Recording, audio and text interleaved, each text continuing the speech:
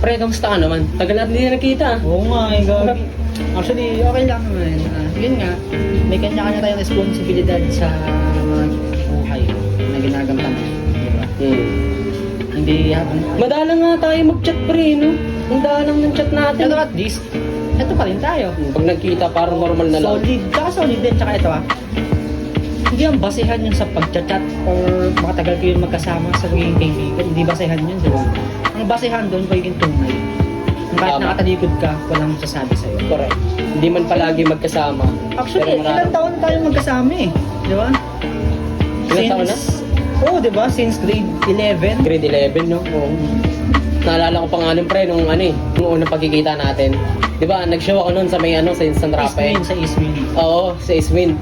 Pauwi ako nun, naka-clown. Naka-makeup akong clown. Ah. Nakita ko, sumasayaw ka, pre. Oo. Tapos na nakita-kita. Ba't mo ako biglang tinawag nun, tol?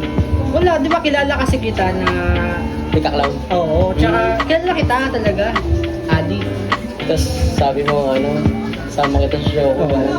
Ba't ba gusto mo mag-clown nun, pre? Hindi kasi yun, parang... Ayun din, kumbaga nung araw na yun is parang kulang na ako sa financial. Na nasa ko tapos yun. Nakikita ko lang. Kumbaga kasi sa pagsasayaw, pre, wala bang nakukuha ka na dyan, Pia? Meron, kapag sa pag sa mga contest. Kaso, syempre, minsan di pinapalad. Oo. Ganyan. Tsaka actually, gusto ko na taga mag-work nun eh. Yun yung kauna-unahan ko na parang gusto ko na taga mag-work. So, di ba nakasang work ng 17 years old Pero, yun nga, yung 17 years old, nakapasok na ako sa bar. Yun naman. Ay, pinasok kita sa Crashes. Oo. Crashes Bar. Kaya na yun, pre, kay Kuya Clyde. Oo nga. Dapat ako talaga papasok doon yun, syempre, dahil nga. Tapos, Sa pre, sa oras, di ba, pumapasok ako nun. guys, alam niyo ba guys? Di ba sa bar nga? Akala ko po, dancer pala. Hindi, joke lang. Dancer pala. Ang dami natin mga naranasan sa buhay. Ang pili maging mayaman, pre. Ay, nako, na-vlog mo na to eh. Tama nga sinabi mo doon. Actually, wala kang iisipin eh. Actually, isipin mo ngayon, doon eh. Isipin mo lang doon kung paano ka matulog at gigising. Yun Saka lang. paano mo papapalubo yung pera?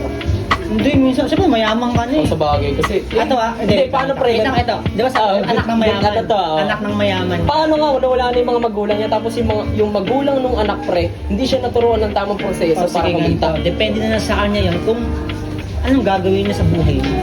Kasi, ito tulad niyan, hindi naturuan ko paano kumita. Siyempre, ang isipin ng bata, siyempre, as a young age mindset, Yes.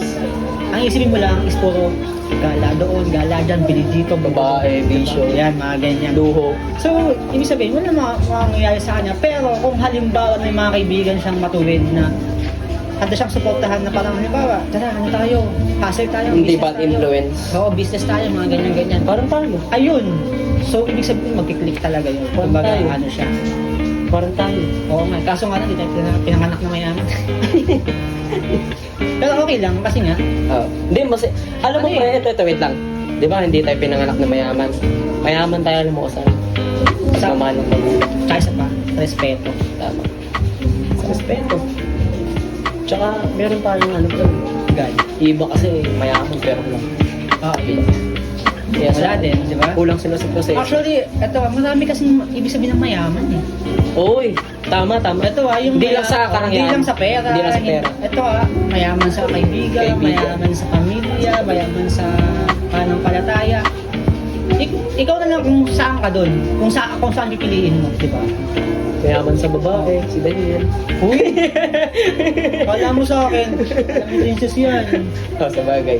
Oo nga. No. Sorry.